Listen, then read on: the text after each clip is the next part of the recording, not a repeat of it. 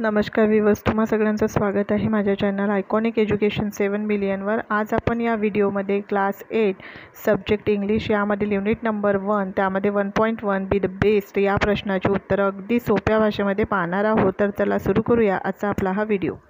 Read aloud the following sets of the word, म्हणजे फक्त हे वर्ड जे दिलेले आहे ते वाचायचे। त्यानंतर बी क्वेश्चन आहे, rearrange each of the above sets of the word according to increasing order of their size and growth. Size आणि ग्रोथनुसार फक्त आपल्याला ते शब्द रिअरेंज करायचे। जसं पहिले आहे स्ट्रीम, रिवर, सी, नंतर ओशियन, त्यानंतर दुसऱ्या याच्यामध्ये in stone, rock, hill and mountain, आणि तिसऱ्या याच्यामध्ये in seed, sapling, plant and tree, आणि चौथ्या याच्यामध्ये in baby, child, youth and adult.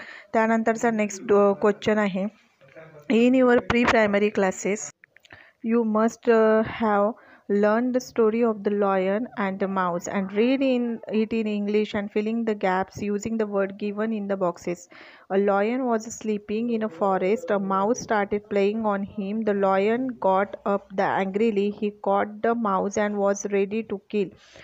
The mouse begged the lion to leave it and said that someday it would help the lion.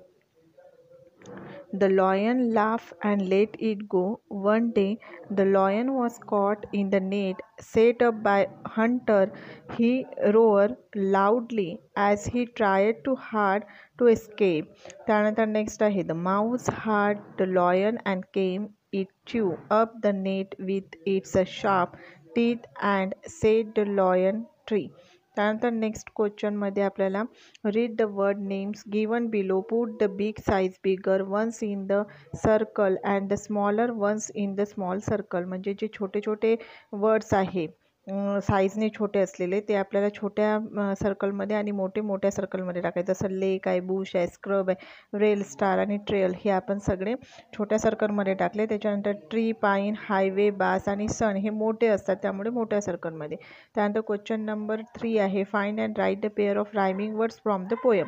जसं hill, reel, make, लेक, बी, tree, grass, brass. त्यानंतर next question number 4 आहे, complete the following and appropriated word phrases from the poem. तर याच्यामध्ये first one is done for you, if you can not be a pine be a scrub, if you can not be a tree be a bush, if you R a muskie be a bass. त्यानंतर if you can not be a captain be crew, a highway, if you can not be a highway be a trail. त्यानंतर if you can not be the sun be star.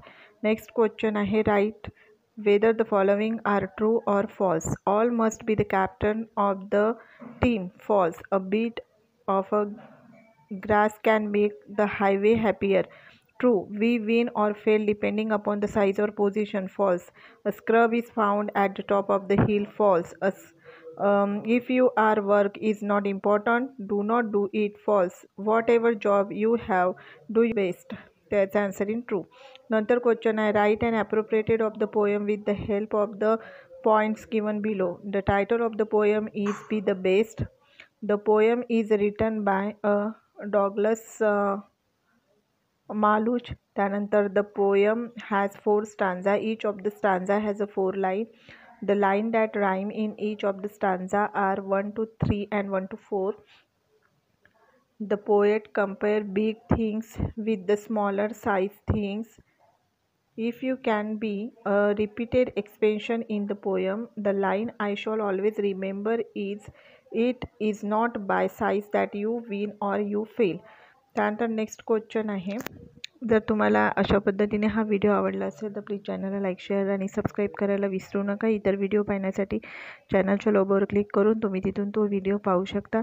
तर भेटूया आपल्या पुढच्या व्हिडिओमध्ये, तोपर्यंत धन्यवाद।